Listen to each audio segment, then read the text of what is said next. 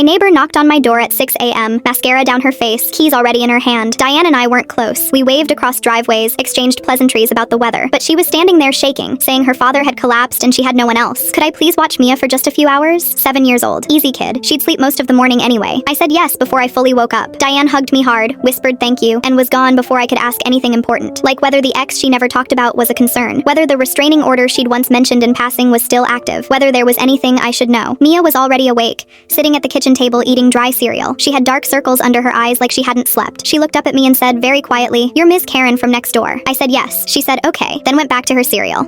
I made us both tea and toast. We watched cartoons. She laughed once at something on screen, then immediately looked guilty about it, like laughing wasn't something she was supposed to do. I didn't push her. Around 9, a car slowed in front of the house. Mia saw it through the window before I did. She went completely still. "That's my dad's car," she said. No emotion, just a fact. Delivered the way children deliver facts they've been coached to stay calm about. My stomach dropped. The car parked, not drove past. Parked. I told Mia to go to her room and lock the door. She moved immediately, no questions, which told me everything about how many times she'd practiced this. The knock came 3 minutes later. Firm, controlled. "Diane, I know you're home. Mia's bag is on the porch."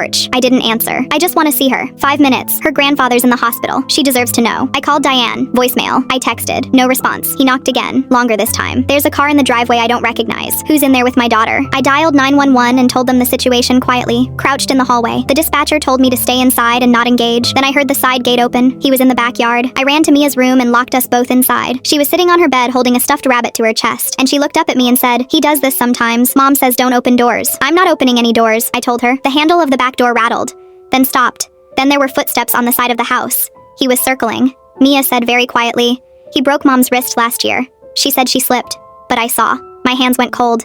His voice came from directly outside the bedroom window. Lower now. Meant only for us. "Mia, baby, it's Daddy. Grandpa's asking for you. Don't you want to say goodbye?" Mia's face crumpled. She pressed her face into the rabbit.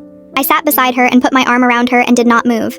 The window screen made a sound. He was pushing against it. I screamed toward the ceiling, loud enough for the whole street. "I've already called the police. They are on their way." Silence. Then retreating footsteps. Then nothing. We sat there for 4 minutes that felt like 40. When the squad car pulled up, I heard him try to explain himself calmly at the front of the house. Reasonable tone, concerned father, wrong address, officer, just worried about my girl. They detained him anyway. Diane arrived 20 minutes later. She held Mia for a long time without speaking. Then she looked at me over her daughter's head, and I saw something shift in her face. Not just gratitude. Relief so deep it had been waiting years to surface. She said, "I keep thinking if I just don't react, he'll stop." I didn't say anything. Mia looked up at her mother and said, "Ms. Karen didn't open the doors." Diane nodded, like that meant something larger than it sounded. It did.